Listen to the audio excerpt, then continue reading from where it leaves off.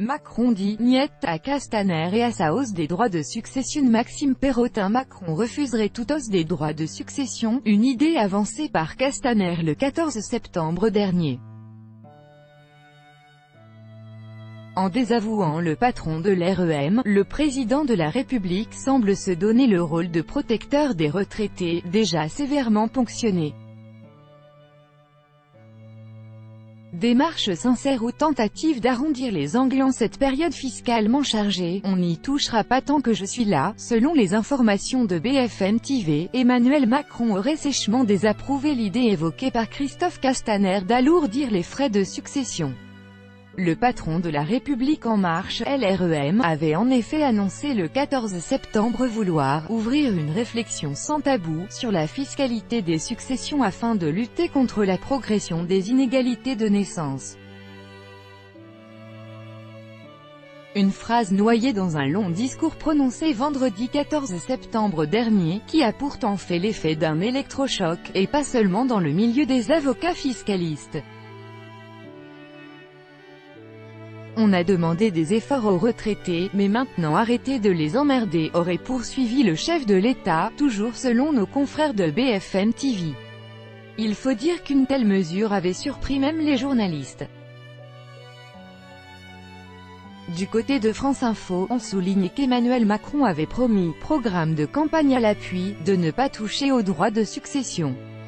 Premier élément mis en avant, suite aux déclarations de Christophe Castaner, l'abattement de 100 000 € par part nette, dette déduite, revenant à chaque héritier en ligne directe. Une mesure qui aurait pour résultat que 90% des héritages échapperaient ainsi au fisc selon certains de nos confrères. La suppression de cet abattement sur les droits de succession fut notamment suggérée début 2017 dans une note de France Stratégie, un think tank rattaché à Matignon.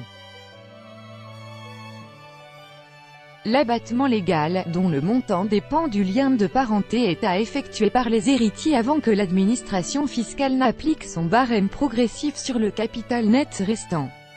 Un barème qui, toujours en ligne directe, peut atteindre 45%, soit le troisième plus élevé au monde, derrière la Corée du Sud, 50%, et le Japon, 55%, soulignait dans les colonnes du Figaro l'avocate fiscaliste Virginie Pradel.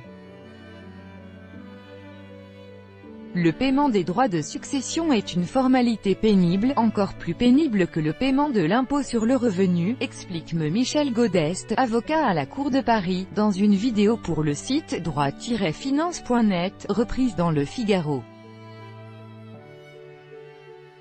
Mais au-delà de ces éléments techniques, ce recadrage présidentiel ne tomberait-il pas à point nommé pour le chef de l'exécutif ? L'ex-porte-parole du gouvernement a-t-il laissé parler l'héritage de 30 ans passé au sein du Parti socialiste? A-t-il été victime d'un énième manque de tact ou a-t-il tout simplement joué le rôle de ballon d'essai, chargé de tester les réactions à d'éventuelles nouvelles rentrées fiscales? En tout état de cause, son recadrage survient le jour même où arrive à l'Assemblée nationale le projet de loi de lutte contre la fraude fiscale.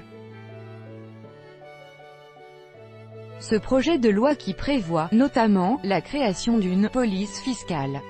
Une mesure réclamée depuis plus d'1 an par Bercy.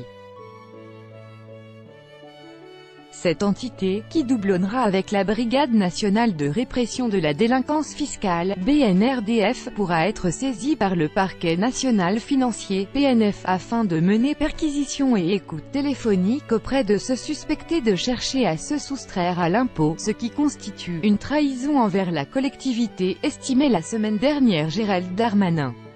Le ministre des Comptes publics, qui fait lui-même face à la polémique concernant la réforme de la taxe audiovisuelle, qui pourrait concerner tous les détenteurs d'écran et non plus seulement de télévision.